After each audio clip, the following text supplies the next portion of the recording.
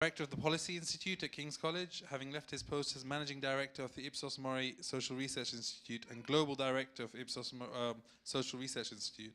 He spent time on secondment at the Prime Minister's Strategy Unit and as a user fellow at the Centre for Analysis of Social Exclusion of the LSE. He's a frequent speaker and commentator and appeared at most of the key media outlets, including Today Programme, Newsnight, ITV News at 10 and News at 6. Great. What an intro. Thank you very much. I'm delighted to be here. Thank you for coming out on a horrible night to see this. Even closer. Okay, let's get in. Let's get right in. How's that? Is that better? Yeah, I'm going to have to see my screen as well. Look, very good. Cool. So I'm going to talk about The Perils of Perception. That's the book that I've written just in September. It was out in September. So, but I'm going to start with something that's not really in the book. This isn't a typical type of question, but I think it illustrates some of the points that I make in the book. So it's a question for you. Is the Great Wall of China visible from outer space? So yes or no? Let's do this as show of hands. Who thinks yes, it is visible from outer space? That's about half of you. In fact, it isn't visible. I'm sorry. I'm sorry for those who said yes. I'm afraid it isn't visible from outer space, but you're very representative of the country, because 50% of people believe it is. That's very common in surveys. 50% of people believe it is. When you think about it, it's actually slightly ridiculous that it would be, because it's only, at its widest, it's only 9 meters wide, which is about the size of a regular house. It's not that wide. It's not that big a structure in those terms. So why do we do that? The reason I use this as an example is it illustrates 4 or 5 points that do reflect our misperceptions of social reality. We do something called fast thinking, which Daniel Kahneman, if you've heard of him, he's a famous behavioral scientist, Nobel Prize winner, who talks about how we think these things through very fast. We don't pause to think. So it's a bit to do with that. You just answered quickly. We also mix scales. So the Great Wall of China is very, very big. In fact, it's one of the biggest man-made structures on Earth, but it's its length that gives it that property, and that doesn't make it visible from space. Something that's very long, very thin, is not going to be visible from outer space. So we mix up scales in our head. We also have something called illusory truth bias, which means that when we hear something more than once, we tend to be more likely to believe it, even when it's not true. So if someone repeats a lie to us, we're more likely to believe it over time, just because it's more familiar to us, that's all. And there's a sense, this is a key one for the book, which is that in a sense we want it to be true, because it's really interesting. It's because we're more emotionally attached to these things than we think. It's quite an interesting fact. It's something we like to think about, that we would make, as humans, something that could be visible from space. There's a 5th point, though, which is really important, I think, for our fact-based view of the world, is now that I've told you that it isn't, you probably believe me. Do you believe me? Do you? Well, not completely convinced by your reaction, but people do change their minds in the light of new information, and that's really important. We're not stuck with our misperceptions throughout life, and that's kind of more of a hopeful message, which we'll come back to. So the Perils of Perception studies, what they are, it's over 100,000 interviews that we've conducted across 40 countries. And it's really, really simple in terms of its format. All we do is we get people to guess the reality for different features of the country, and then compare that against the reality and look at the gap between the two. And it covers everything from immigration to views of the scale of the Muslim population in countries, to vaccine safety, obesity, murder, happiness, Brexit. There's lots of misperceptions around Brexit, which we can maybe come to later.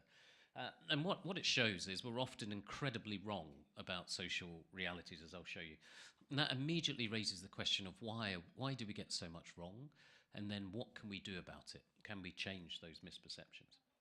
One thing to say up front is this is not a brand new crisis. You'll hear a lot of talk of fake news, post-truth, alternative facts from Donald Trump. And that they are important phenomenon, but our misperceptions go back a long time. They've been measured back to the 1940s in America, similar sorts of questions to the ones that I asked, and we're more or less just as wrong today as we were in the 1940s, which is not very encouraging in some ways, given education levels have gone up, but it's not a new crisis. This is not brand new stuff, but I will talk about some of the increasing threats. So what I talk about in the book is, because it's long-standing, this is an issue. We get lots of things wrong, we always have. It's due to a lot of different factors. We get issues, all sorts of different issues wrong. All countries get things wrong, which suggests that it's probably not just one thing causing it. And what I do in the book is break it into how we think, they cause our misperceptions, as well as what we're told causes our misperceptions. So it's those two groups of things. And the what we're told thing includes our own experience, what we see every day and hear from people every day when we're out and about. But it's this big group of things that work together. The media, social media, and politics, they do mislead us in lots of different ways. But they're not the whole story. It's also how our brains work, and I'm going to focus more on that than other things. There's something called rational ignorance, which means that actually there's no benefit in informing yourself better. This is a school of thought from America, maybe not surprisingly, but there is a school of thought in America that is, there's no point for people to inform themselves better, because what's the benefit from it? It takes time and effort to do that on political issues. Your vote doesn't change any realities because you can't affect an election result. So why would you take the time to do that? What I'm going to focus on mostly is our biases and heuristics. So biases are things that we think of, sort of traps we fall into, and heuristics are the mental shortcuts that we take to think quicker, effectively. We may talk about psychophysics in the questions. I won't cover that very much, but it's an interesting subject. And then we do have maths and stats limitations. When we're trying to represent the world, we do struggle. It's worth bearing in mind that 10% of people don't understand percentages. So this kind of very simple understanding of the world is undermined by that inability to understand maths and stats generally. So one of the key concepts that we're going to talk about is emotional innumeracy, but I'm going to do it through an example, and then I'll explain what emotional innumeracy is. And this is one of the questions that people get very wrong. What we asked people is what percentage of women and girls aged 15 to 19 in all these different countries, this is just a selection, a small selection from the 30 odd, do you think give birth each year? And we ask that of everyone, then we compare it with the reality. So does anybody know what it actually is in Britain? What percentage of teenage girls aged 15, girls and women aged 15 to 19 give birth each year? 15 in 1,000, so 1.5%. Yes, yeah, that is amazing. That's like the best guess I have ever had. It's 1.4%.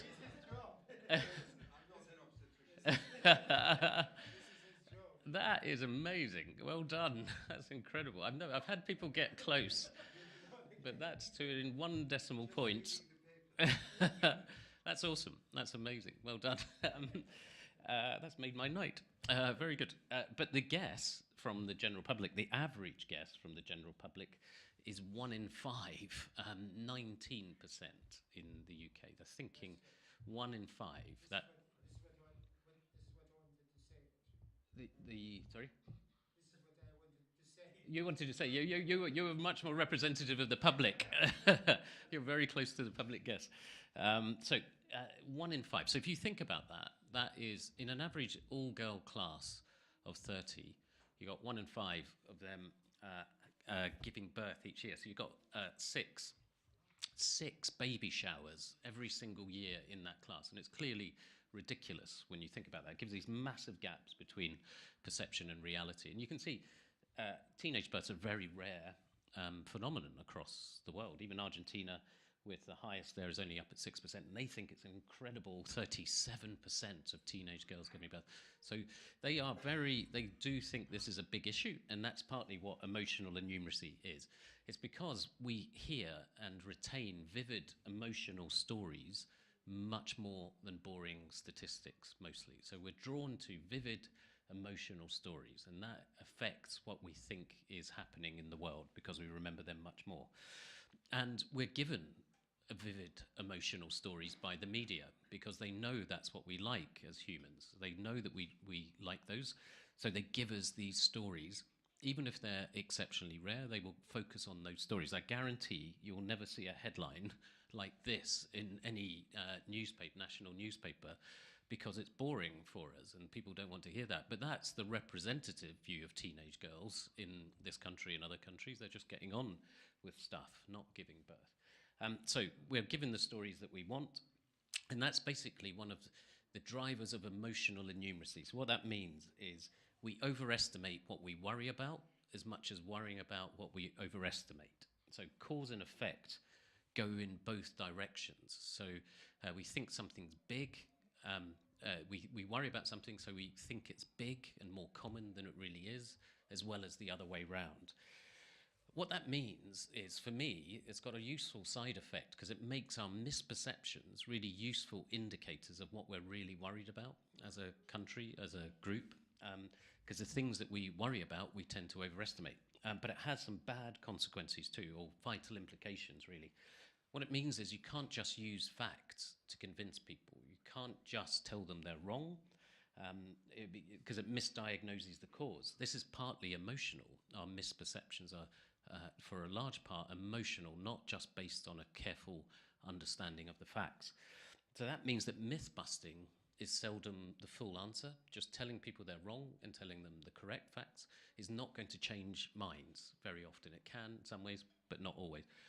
I did a lot of work in immigration campaigning for people who are looking for more liberal immigration rules, and that was a lesson that we learned very early on, was just giving people facts and figures about the economic case or whatever. It does not work very well in convincing people, most people. The other aspect is we're useless at spotting slow positive changes as humans. We don't really notice slow positive changes. So this is actually the trend in teenage pregnancies in America across lots of different ethnic groups. And you can see all of them are down significantly on this period since 1990. Big drops is about halved over that time, but you don't see headlines and you don't get to learn about these types of trends. These slow positive trends are not something we see very often or focus on very much. The media don't report it very much as well. And you can see that in coverage. So what the media report instead are sudden negative things, and that is much more the focus of the media, and that sticks in our brains much more. So there's loads of academic studies across the UK and the US that show that between 80 to 90% of all media coverage of Muslims is negative when they've coded it in their media analysis. And you can see, the examples are so easy to find. Muslim convert beheads woman in garden. Muslim plot to kill the Pope. This is not an extremist plot to kill the Pope. It's a Muslim plot to kill the Pope. Just the framing of this is very damaging. 1 in 5.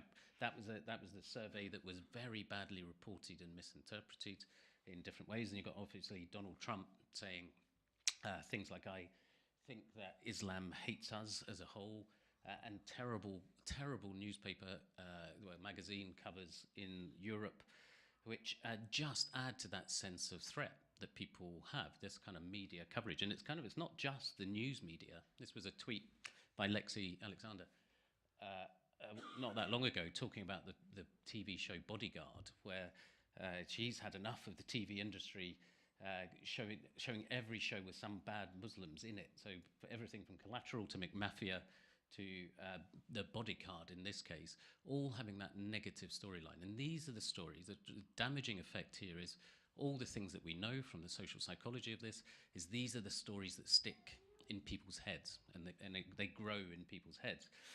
So it's no surprise in some ways then that we have massive overestimates of the Muslim population in the UK and other countries. So just looking at this, did anyone know what the Muslim population, what percentage of Brits are Muslim? I'm looking at you again.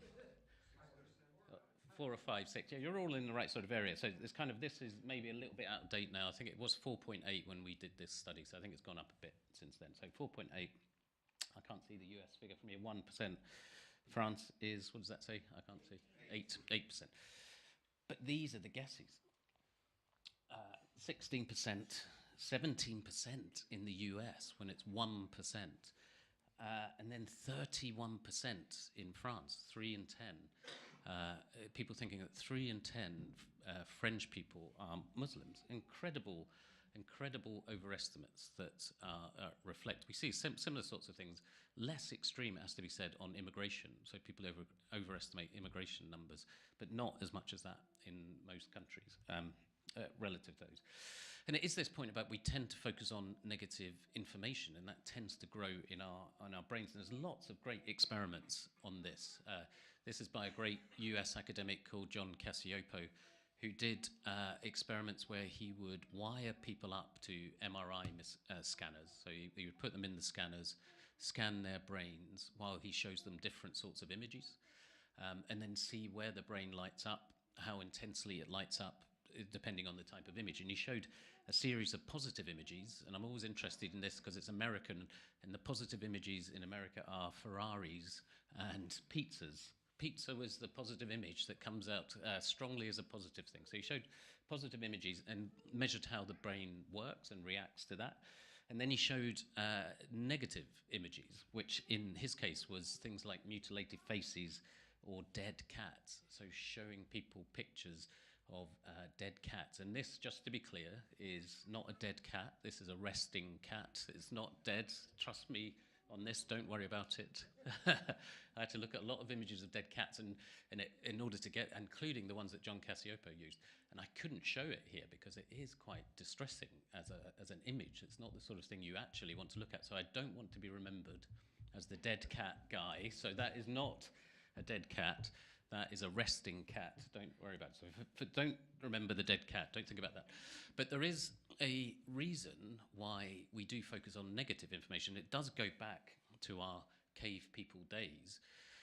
In evolutionary terms, there was an evolutionary reason for this, and that was that negative information was often more urgent information that we had to act on. So this was about threats. So if there was a lurking saber-toothed tiger, you needed to process that quickly and retain it as information. So and the people who didn't react to those types of threats were edited out of the gene pool. So we're all people who are kind of hardwired to focus first on negative information. So it's not dumb fault of our brain, it's just something that hangs over from there. And that's related to all the other effects that you see about people having greater loss aversion than benefit from gain. So that's why it makes us more unhappy to lose money, lose friends, or get criticism than to win money, win friends, or get praise. So the negative effect of getting the negative things has a greater weight on us than the positive effects of the positive things. And that's kind of been shown in lots of different ways.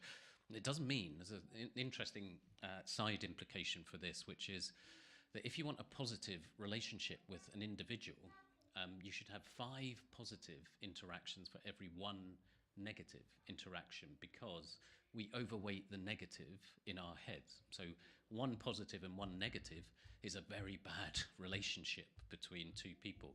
So you've got to have more positive, 5 times as much positive as negatives. That means more date nights with your partners or more going out with your friends, all of those types of things. You need to emphasize the positive.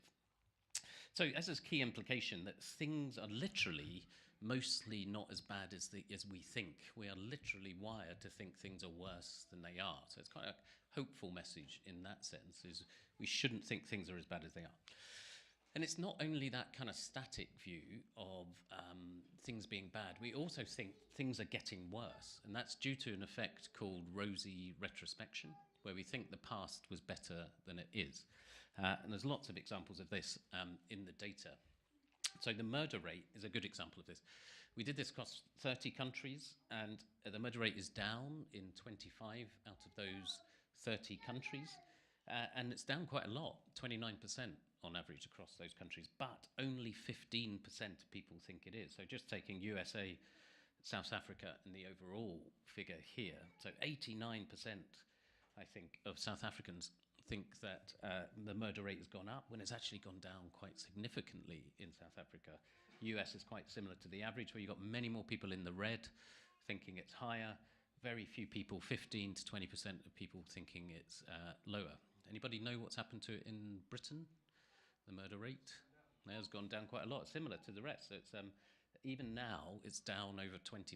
It's gone up a bit in recent years, but over that kind of period since 2000, it's still down. But only 19% of people think that the murder rate has gone down. We think things are getting worse when they're not really, which is a problem. It is a problem. If we think everything's getting worse, then we are more likely to turn to people who say that they're going to sort it out through extreme measures or through rejecting the progress that's been made, which is a worry.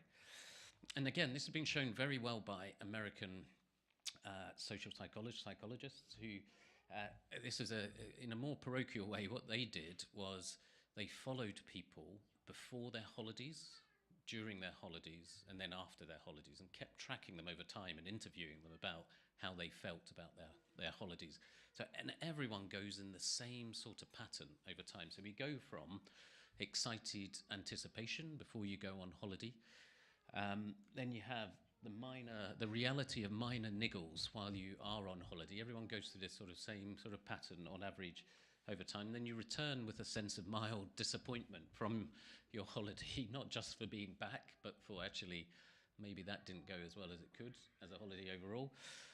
So they interviewed them at the end of the holidays, but then they kept interviewing them later over time. And what they found, again, very similar across the sample as a whole, was that the memory grew fonder the further away we were from the holiday. So we kind of forget the bad bits from the holiday. We forget the kids being sick in the car, and we just remember the lovely walks on the beach and the sunsets and those types of things. We hold on to that.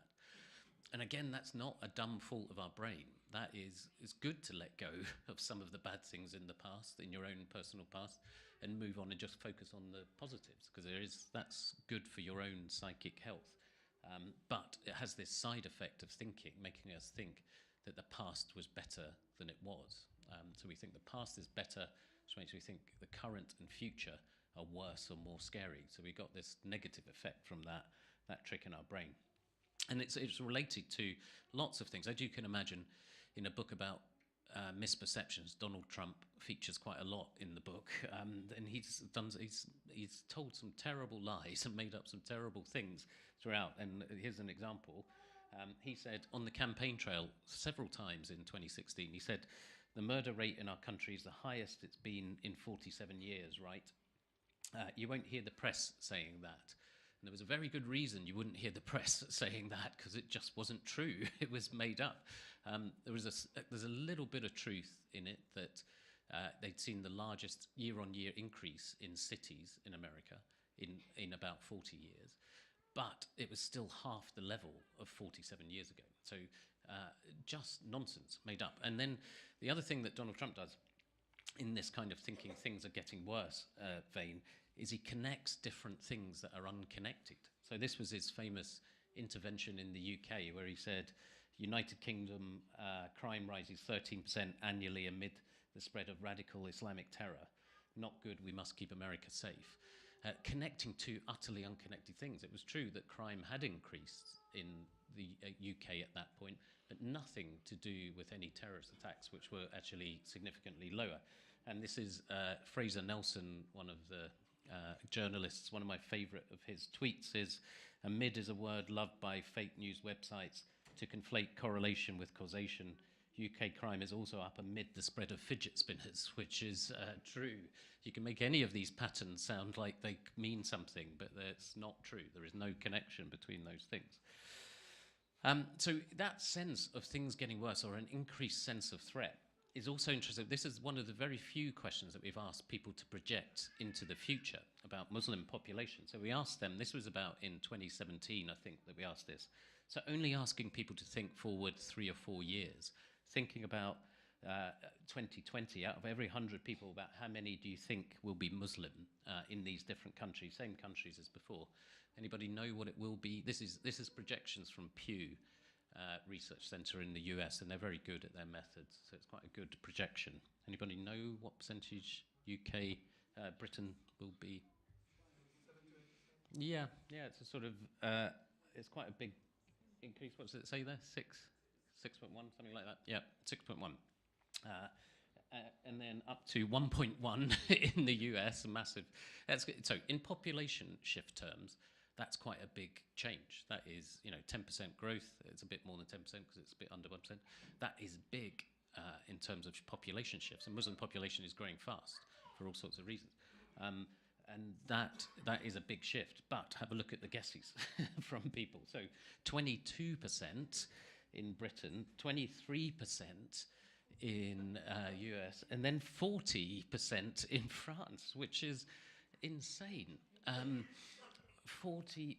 So that is obviously 4 in 10 people. That's equivalent of every French male adult being Muslim by 2020. So the crazy misperceptions that people have in terms of how population growth, population shifts are going to happen so much faster and so much more extreme way than they think. One kind of final sort of content point is it's not that people randomly get these things wrong. It's something. It's also affected by something called directionally motivated reasoning, which the social psychologists call it, which is basically like confirmation bias, believing things you want to believe. There's lots of examples in the book of how things are related to, say, UKIP supporters massively overestimate immigration levels, much more so than other political party supporters. Those types of things. And this is just one example of that from the US, actually, on guns and knives, about deaths, really, violent deaths. So in the US, we asked, do you think more people are killed by guns, knives, or other violence? We asked people in the US this. What do you think kills more people out of those things?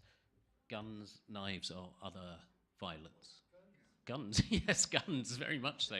It is correct. It's guns. It's like they account for 68% of violent deaths in America. That is second only to Colombia in the world, where 76% of violent deaths in Colombia are caused by guns, interpersonal violence like this, so 68%.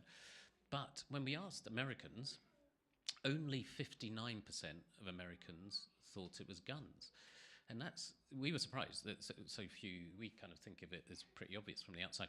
But then when you look at who thinks it's guns across different groups, you understand why it averages out at 59%, because it goes from 83% of strong Democrats thinking that it's guns, all the way down to 27% of strong Republicans thinking it's guns, and obviously party support is very related to gun control support in America. So this is the same reality in the same country, seen entirely differently depending on your party political view or your view of gun support. So utterly different views of the same reality. And this is what directionally motivated reasoning. So people ignore the evidence that doesn't fit with their view and overemphasize the evidence that does fit with their view. And that's the confirmation bias, disconfirmation bias, and it adds up to this directionally motivated reasoning where people convince themselves of that as the truth. And that's a bit related to this kind of wider point about, of course, we are no worse at this than we were in the past, but there is a difference in the context now. The online environment has changed our information, the information that we get in a way that we just couldn't imagine, not even that many years ago, and it threatens our view of reality in a different way. That does include things like the Russian Minister of Defense saying that effectively information is another type of armed forces. So they are viewing information as a part of the army, and they are using that to sow disinformation, as are other countries, not just Russia. So it is an element of warfare now in the way it wasn't before, but it's much, much more than that. Information disorder or fake news, it's much more than all of those things. The main thing is the twin effects of our own filtering of our world, increasingly online, and then unseen algorithms doing it for us. And this is driven by the fact that all the platforms, all the kind of Facebooks, Googles, all of them, the more time we spend on their platform, the more cash they get in different ways. It's not a free internet. There is obviously has to be paid for, and that's paid for through advertising. And so the longer that we are on there, the more money the platforms get. And what that means is that they know if they give us more of what we like and what we agree with, we're going to spend longer on their platforms. So surveillance is the business model of the internet. Watching what we do, seeing where we go, is what is sold to other people. That's the model of the internet. But it means that confirmation bias, showing us what we want or what we already agree with, is its currency. That's what it trades in, really. Because they've done lots of experiments on different platforms where they've tried to mix up people's feeds so that they see things, different sorts of points of view. And what they found in their own experiments is that people click away quicker. So they lose money. So they don't mix them up as much as they could or as much as they should. So final kind of group of bits is there anything we can do? This is a quote from Daniel Kahneman, the Nobel Prize winner for behavioral science, saying he's been studying this stuff for 45 years and he really hasn't improved one bit, so it doesn't seem very hopeful to start with. But what he meant really was that you can't control your emotional reactions, your fast thinking, that's going to happen anyway. But what you can do is try and train yourself to get your system 2, your slower thinking, to kick in. And for me, in the book, this is things like encouraging us to think a bit differently about the base position. So it's starting with the assumption that things are generally getting better. That is true across lots of different things, not true across everything, but starting with that assumption that things are getting better. One of the key things that we get wrong is assuming we're normal across the piece. We think we're absolutely typical when we're not. And that shows up in things like when we asked in India what percentage of the Indian population have access to Facebook. Anybody actually want to guess what Facebook access is in India overall? Sorry? 20%? Very good guess. Gosh, you're very good at this. It probably is. It's probably a bit lower than that. At the time we did the study, it was about 10%. Facebook obviously claim a lot higher, but it has gone up to closer to 20%, I would say now. But the average guess in India among online Indians, bearing in mind this was an online sample, so Indians that are already online, they guessed it was 68% of the rest of India was online, which is terrible when you think about it, because it means that that important middle class, connected, affluent group do not realize how different the rest of the country is from them. And that's an issue, because it means that they won't be pushing for access for everyone. They'll be putting things online that people don't have access to, all of those types of things. So that kind of us thinking that we're completely normal and our friends are completely representative of the rest of the country or world is one of our biggest errors in this. And then we've also got the opposite effect of focusing on the extreme examples that we talked about that we're drawn to. So there is some actions that we can take to actively unfilter our world, trying to see other people's points of view online in other sorts of ways. Just coming into contact with different sorts of people is one of the key things that we can do to change those misperceptions. There are some policy things. I'm a professor of public policy, so I kind of focus on the policy things that we can do. And critical and statistical and news literacy are some of the things that we're going to have to do a lot more of as countries to support children and adults through being able to sort through this new information environment. The information environment has changed much, much quicker than how we teach and train ourselves or our kids these things. So we're way behind the curve, and there's some good things being done in some countries, but not nearly enough.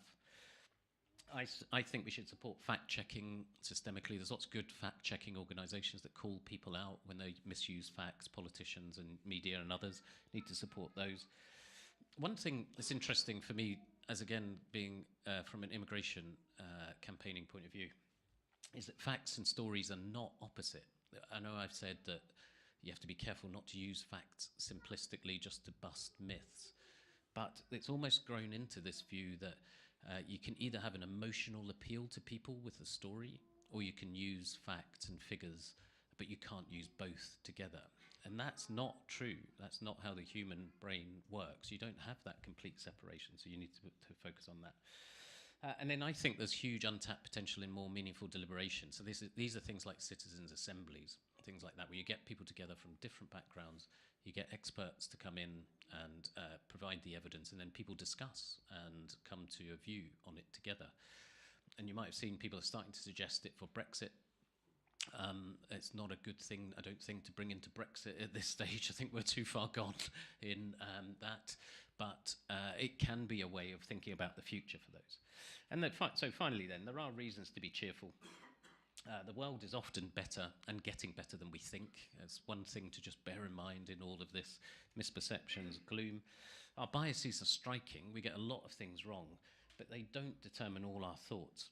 We do change our minds. We're not automatons on this, and there's lots of good examples where people have shifted their views over time, and we shouldn't give up on that. Political polarization and tribal identities are a risk. They are growing in lots of ways, but we're not entirely wedded to one party or one viewpoint. People do change. Same sort of point of we do actually have difference and change in views.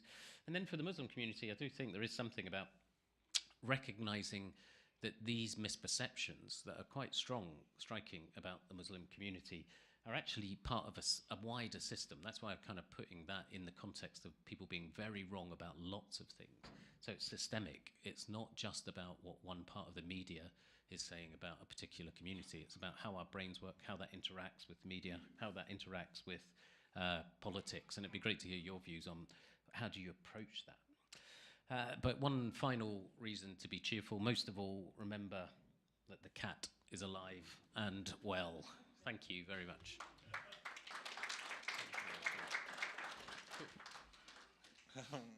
We have some time for questions.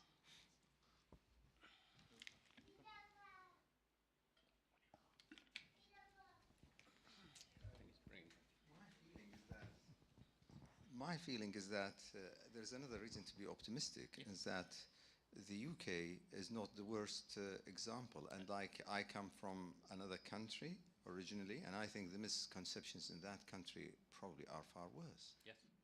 Yep. No, I could actually. I might have it here. Oh. I show you. Did I keep it at the end? I got many more examples. I didn't show you all these, but there's this. So this is actually, we did an index across all the different countries, across all the different questions that we did, and we are not bad at all. So Italy is by far the most wrong on things, which weirdly our Italian colleagues were very proud of, being most wrong, followed by the US.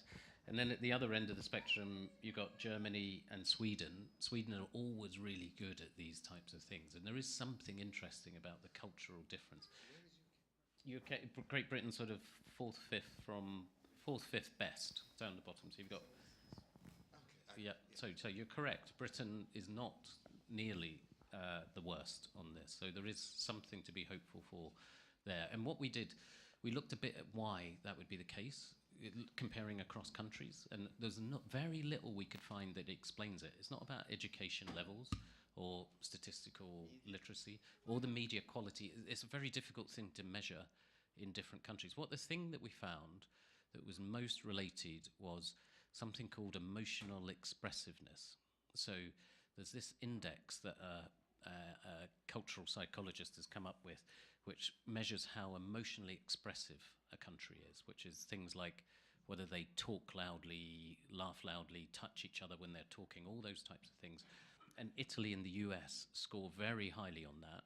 Sweden and Germany score very low on that. And we are kind of where we are in this. Britain's quite a reserved country in some ways. So there is something about, actually, some of our misperceptions are about how expressive we are. It's like a mental exaggeration. It's like a mental gesticulation, waving your hand sort of thing when you're worried about stuff. So I think there's partly to do with that emotional reaction to it. Thank you, Professor. I wonder if you have any more detailed figures in Germany on perceptions on immigration and the number of Muslims. We do, yeah. You do, yeah? Yeah. Are they any different, very, very different from France and UK, no? So they're closer to the UK in terms of how wrong they are than France. So so it's a bit different, Muslim populations versus immigration. They are more wrong on immigration and increasingly wrong on immigration than in the UK. But on Muslim populations, it's sort of in line with UK's level of error. Because I was thinking that this is probably the biggest misjudgment which Angela Merkel has made.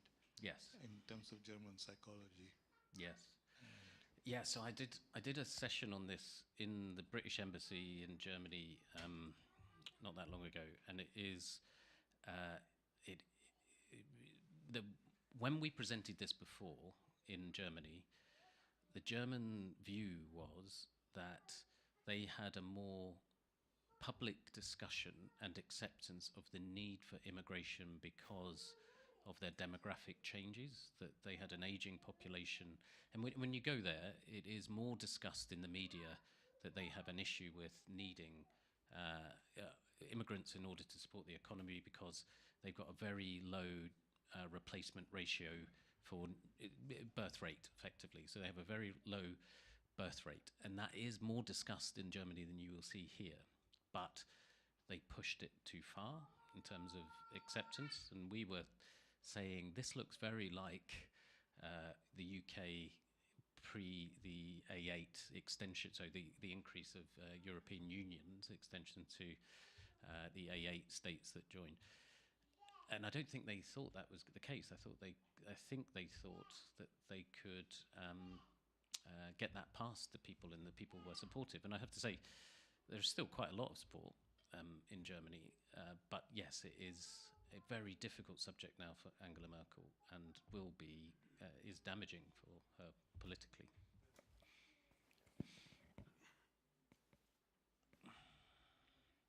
Sorry. Thank you so much. Sorry, give me a second. Yeah, can you go first? Sorry, that was a great presentation. Thank you. I really wish that more people would have access to it. So the first question is it out there in the media?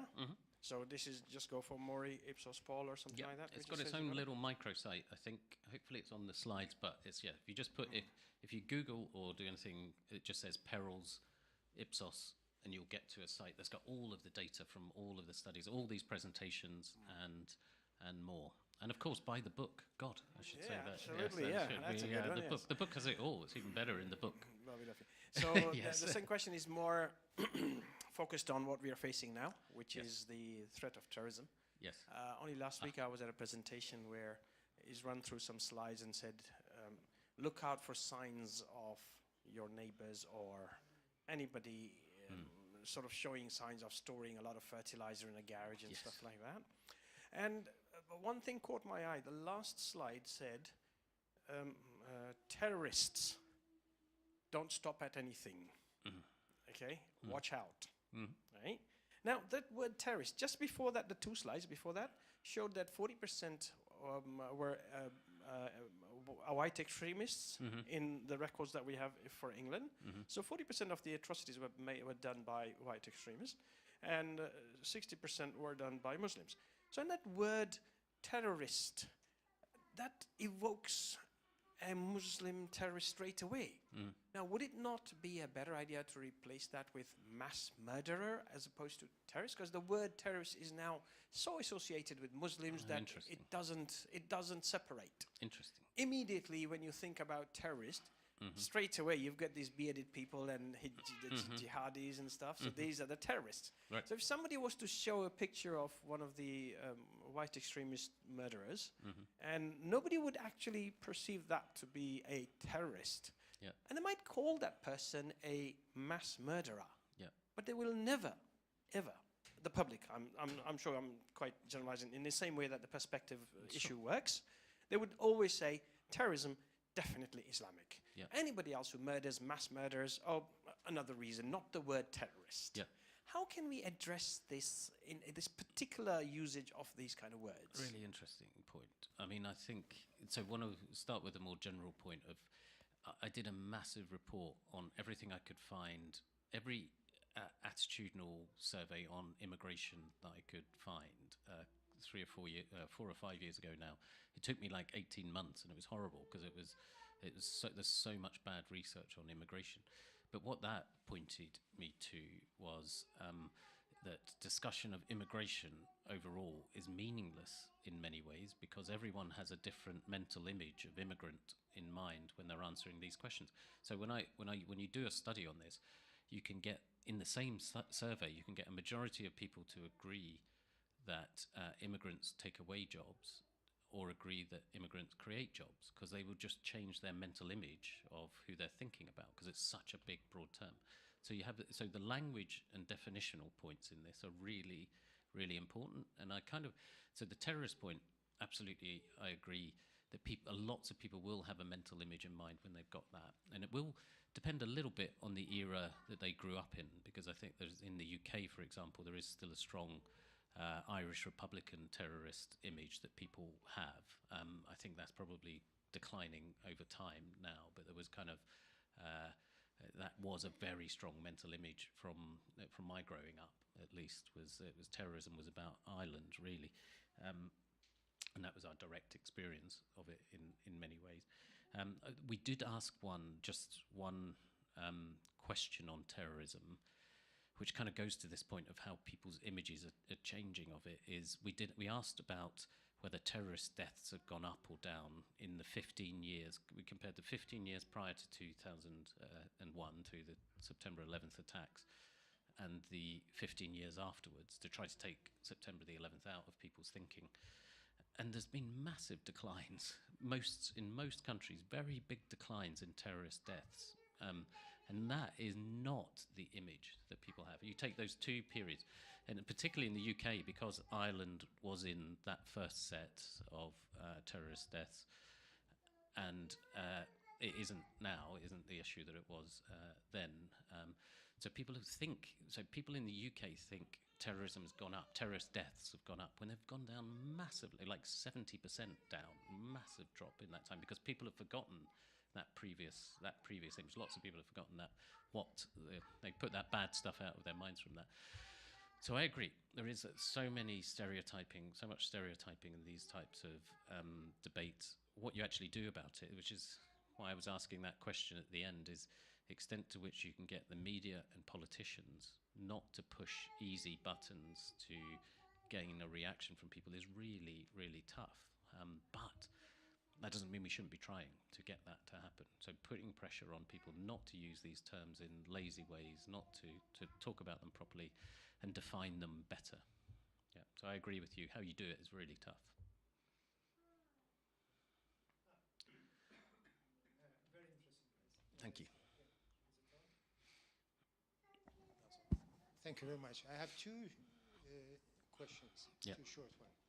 First, have you relate these issues with the background of the Yes. people and how this will differ? I mean, whether Yes. they're coming from background well-educated, higher up, well-off, and the people coming from Yeah. uneducated and not off. This is first question. The second question, I was really very, very impressed with your American gun scheme. Yes.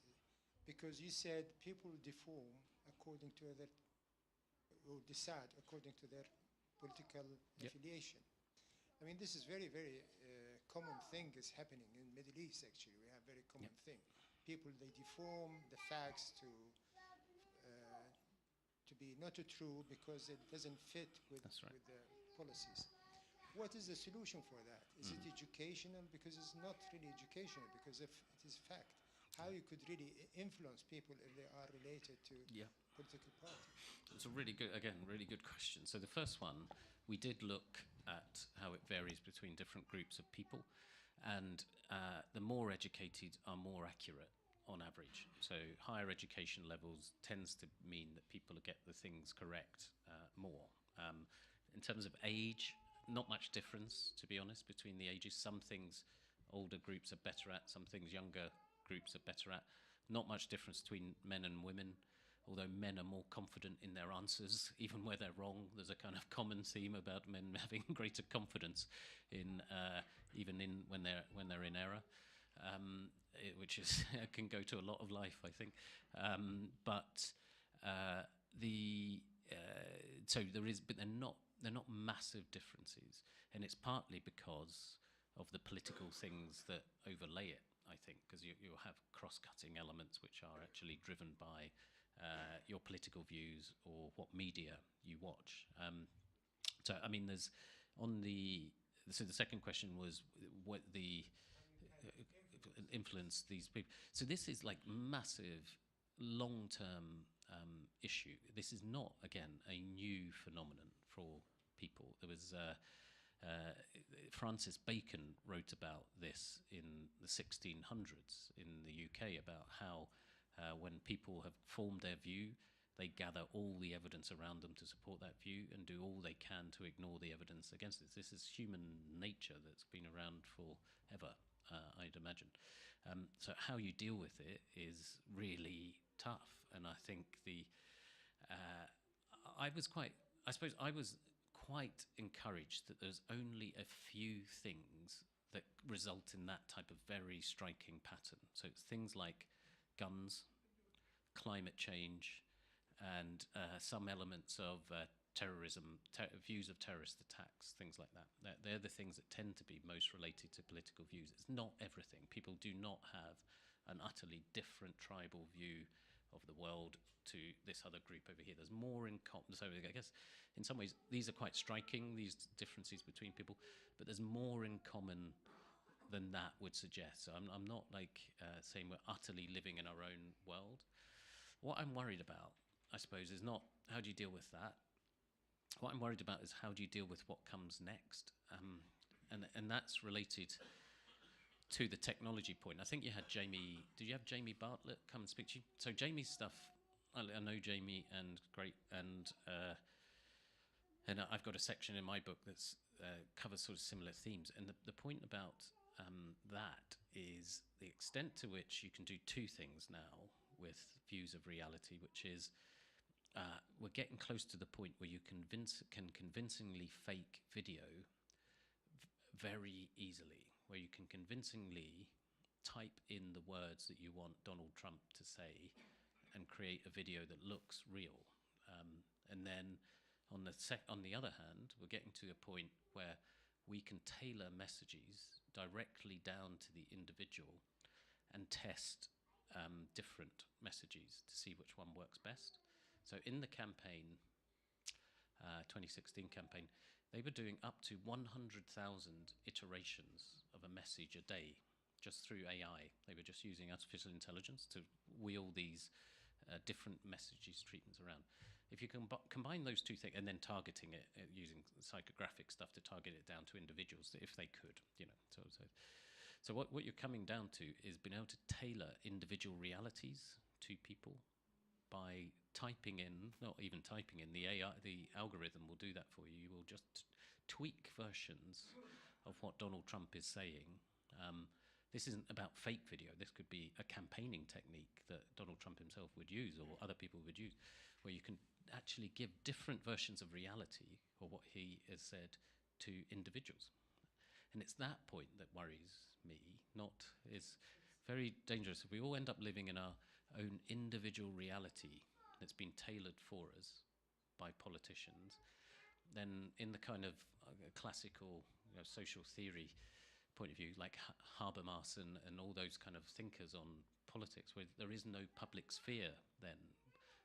If I don't know what the politicians are saying to you, you don't know what they're saying to me, there is no public discourse about everything, which is really important that you know what they stand for and you think they stand for the same thing that I think they stand for. So that's the more worrying future bit of this, which is I don't think is scaremongering, and it probably won't happen quite as bad or as thing as that, but it's a real threat. Yeah, absolutely. Well, I mean, as Jamie says and others say, it's the accelerating pace of technology that's the issue. It's the bit that it's very hard to legislate for these things because by the time you do the legislation, everything's moved on, and everything keeps moving on faster than we can keep up. Dr. Jamil, and then just a couple more questions before you. They've just good. Yeah, just press it. That's. Thank you for your talk, Professor. No worries. My question is on a slightly different gear. In the census we have every 10 years, there's a question on self-declared health, and there's a choice from very good to very bad. Now, given what you've been saying, what sort of care should we take in drawing policy conclusions from that health question? And also, falling from that, when you look at the data in more detail, there are quite significant differences between age groups and ethnic groups in how they respond to that. Really good question. So it's a more general survey research question, which is my background, I suppose, is self-assessed health ratings have significant limitations in terms of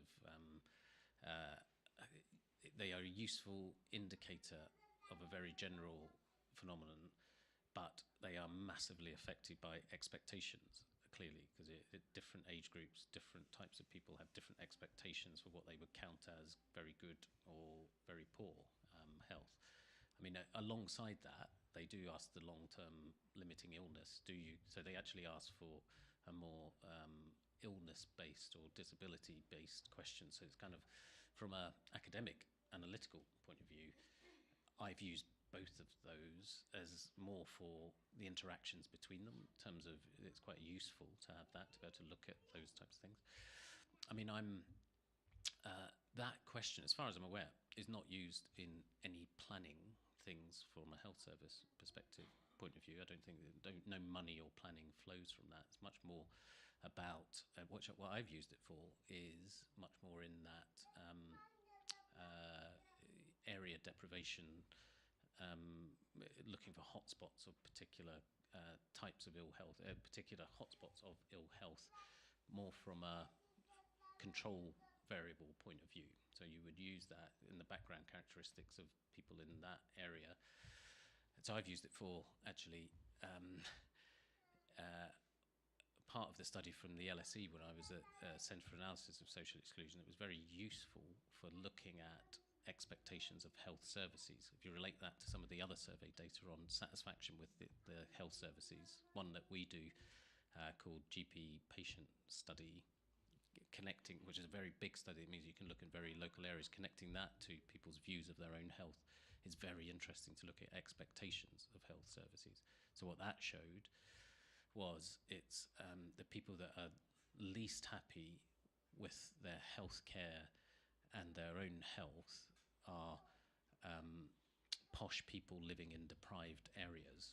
So those types of interactions between the two things, and the people that, because it's all related to people's expectations. So I think you have to treat them carefully, remember their limitations, but they're useful for all sorts of pointer things analytically. But I've never seen them used from a service planning perspective. Was that your question?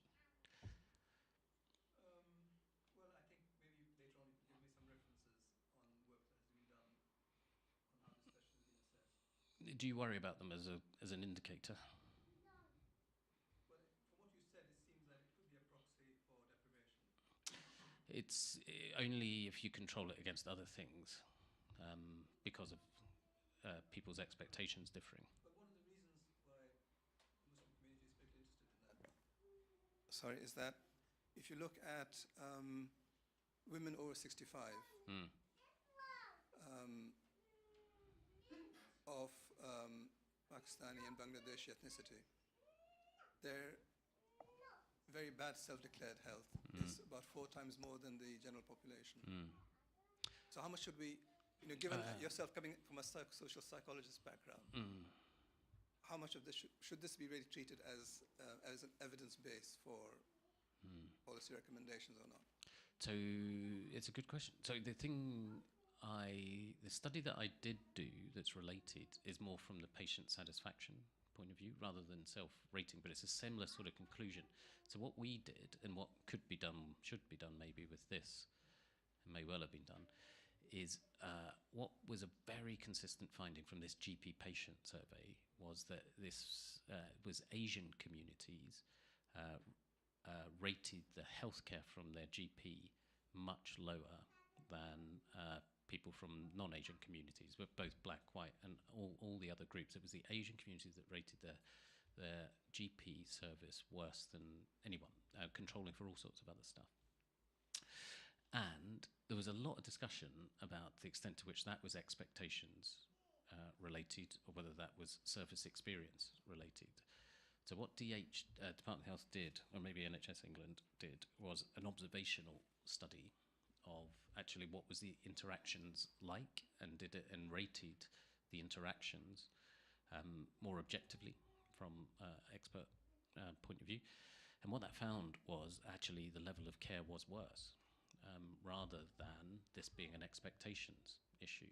So, I mean, I didn't know the pattern about much lower rating of older female Asian, but it would be that type of, of Muslim, it'd be that type of research that would be most useful in that. You would want some objective assessment of whether that was true or whether it was an expectations-driven phenomenon. Does that make sense? Is that, because you can imagine it being either.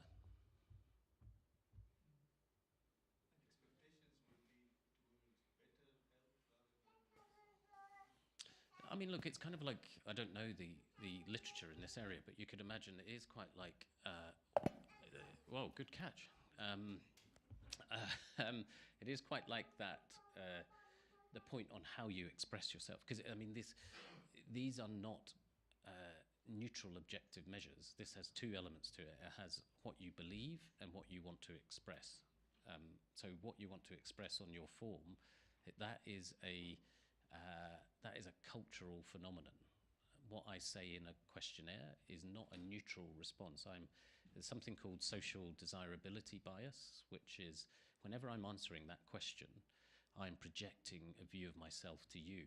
Even in an anonymous survey, there is an element of that which is performative. It is about projecting an image of yourself to someone else, even if you're just filling it in an online form. So that's why social desirability bias runs throughout these questions, and that's why you have to be mindful of any very sensitive subject ones and whether people are obviously telling the truth. But you have to be very mindful of things like happiness questions and other things, because you are projecting an image of yourself as well as trying to reflect a truth.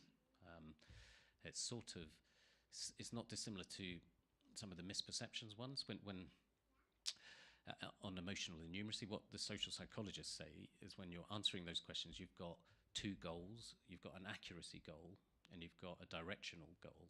So you want to get the right answer when you're doing these kind of guesses, but you're also sending a message as well, whether you're completely aware of it or not. You're sending a message about what's worrying you about whatever else.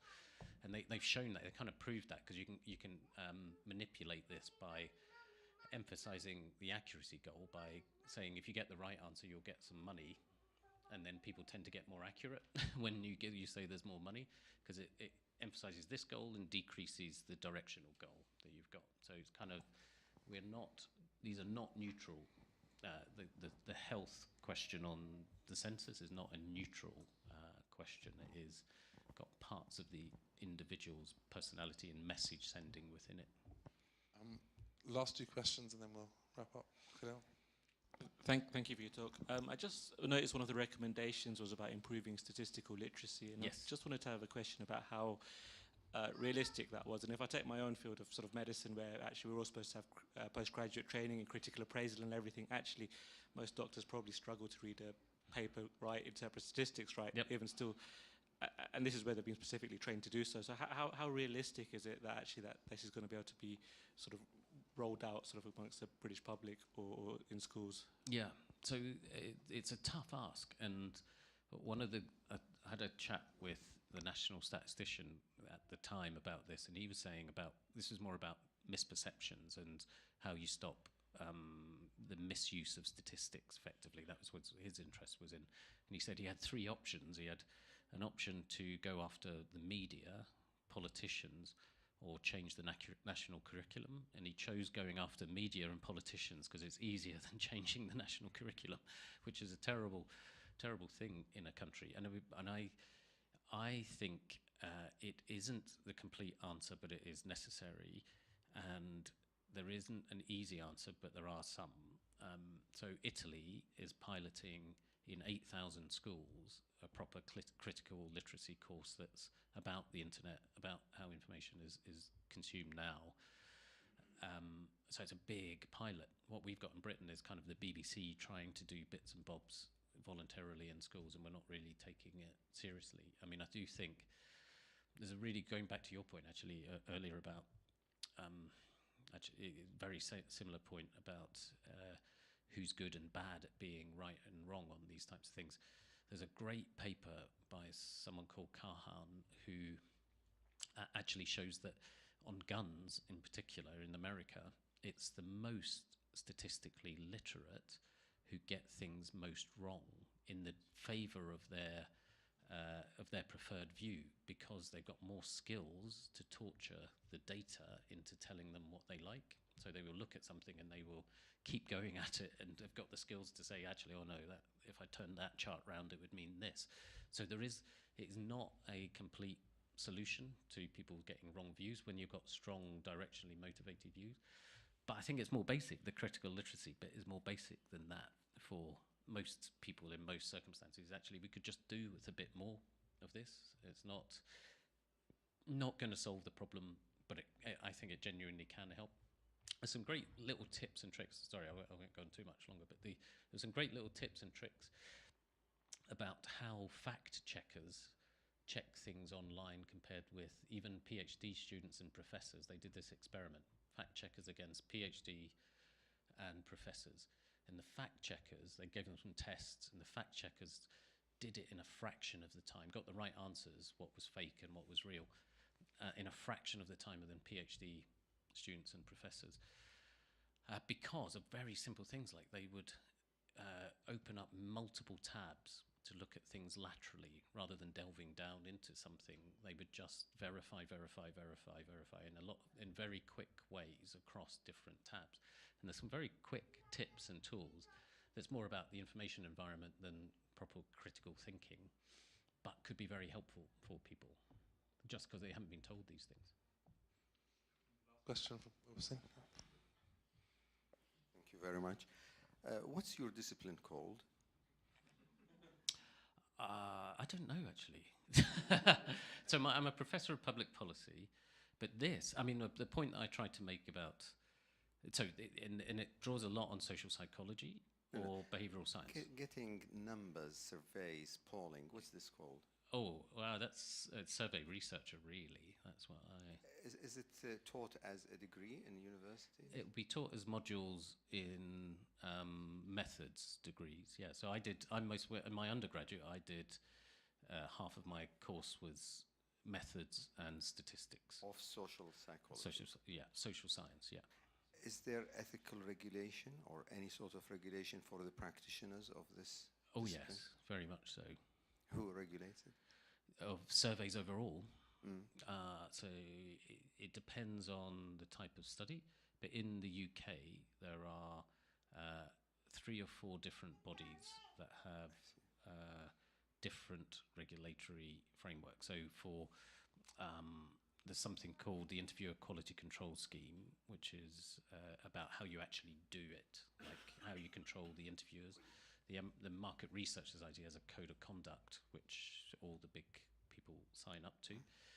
But then we are massively controlled by things like Data Protection Act and now GDPR elements of it. But then on individual studies, there will be ethical reviews within universities, if it's a university study, and then within research councils, if it's research council funded. So there's a lot of regulation. So would you say that it's mostly, although it's in the social context and the political context, these methods can be used, like the Russian man had said, as weapons? And would you say that in the Western countries, are they not also liable to the influence of the rich and powerful? That's a good question. Not in, I think being an insider coming from Ipsos MORI, I could see why people would think that's the case. Sorry, we could ask that as an issue, but really not, because it's so public in some ways and such a varied market that anything like that would be very easily falsifiable and checkable. So the good thing about surveys are, if something looks weird, it's quite easy to replicate it and check that whether it's real or not. So I have never come across in all my time of of proper falsification of surveys or someone making it up. And then, I know you're going to say about influence being slightly different, but even it's so obvious when we have to publish all of our questions, all of the data, that if someone is trying to manipulate wording in order to get the answer that they want, it's very easy to see where that's gone on. So the manipulation comes at a later stage, say by the Sun or by the presentation. Oh yeah, I mean, look, the propaganda chiefs of the political parties when they push a particular message. This art of affecting. I agree. Once it's published and the media can selectively report what they want from it, and that is an issue, definitely. And we at Ipsos MORI had a very strict, we will sign off the press release for the client. They couldn't put stuff out without our sign off. But then how the media use it is not regulated by the survey sort of machinery. That's more regulated by the press machinery, which is maybe a bit weak in many aspects. So, but again, I mean, it is. So you will see particular survey results emphasised that don't deserve emphasising, and ones that are buried that should be. But even things like Daily Mail, which has terrible editorial views on immigration, for example, that are very, emphasise one very particular line. Their reporting of survey results is actually very straightforward. Some of the most straightforward, honest reporting of immigration survey results that I've had is in the Daily Mail. But it will sit alongside some terrible story that is emphasising only one side of the case. So the kind of the survey aspect of it, they find quite hard to manipulate because it's all there, it's all out there. We have everything. So one example would be if anyone publishes anything from a survey, we will, in my old role, would publish all of the survey results on our website. So you can't selectively say, I just want to publish that question. All of the questions have to then come out in that study, which is very good for not hiding things. So the newspaper or media outlet may not cover it, but someone else can just pick it up and say, but what about this bit? But yes, you're correct. Slant, selection, all of those types of things are an issue. Thank you very much. I think we'll have to end there. Yeah. Round of applause. Thank you. Just a couple of quick announcements. Next week we have Sheikh Ali Rida Kaki, who'll be talking to us about the wafat of Lady Fatima alayhi salam. The week after we have Andrew Smith, who's going to be talking about the UK complicity in Yemen's humanitarian crisis. And the week after we have Dr. Sarah Marasek, who'll be talking about how is decolonial resistance evolving in Lebanon and the Middle East. Tomorrow we have bouldering at Harrow Wall around the corner and badminton in the evening. On Sunday we have the Islam Center open meeting, followed by tafsir classes, tuition classes in Husseini Madrasa at Noah Hill School. On Monday we have karate tai chi at 7 p.m. And on Thursday we have our Dua Kumal program starting at